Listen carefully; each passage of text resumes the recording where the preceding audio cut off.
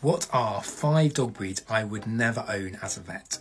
I've seen quite a few of these on TikTok already, but I just wanted to give my opinion. But remember, it is ultimately my opinion. You may disagree. The first of 5 for me is the Chow Chow. Now, I'm sure there are some nice ones, but I just find they often don't have a very nice temperament. They can be really aloof, and they're often very aggressive at the vets, but it's quite hard to fit a muzzle onto their face. They suffer quite commonly with a ton of eye problems, and their purple tongues are a bit unnerving.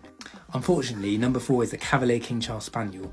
They are the loveliest dogs, and if I was going to pick a dog breed for myself, if it weren't for all of their health issues, it would probably be the Cavy, but they do have loads of issues.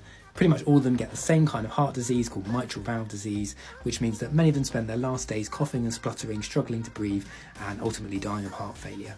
Okay, they've got to die of something, but in my opinion, breeding a dog with such a high probability of disease is not fair. Number 3 is the Dachshund, however you want to say it.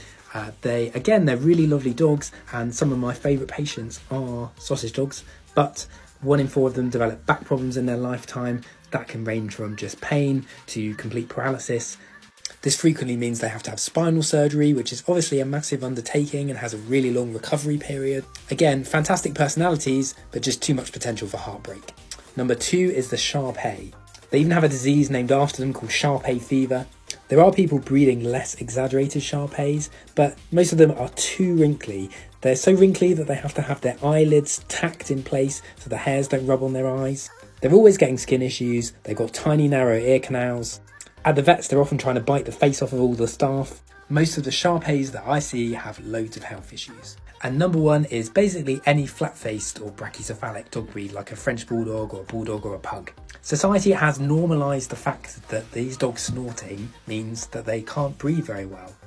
There are specimens of these dogs that are healthier than others, but they are so prone to so many problems. Spinal issues, skin problems, eye problems. The fact that over half of them have to have a cesarean to give birth is enough of an ethical issue for me to never want to have one. If you're okay with that, that's fine, but for me personally, it's not very fair.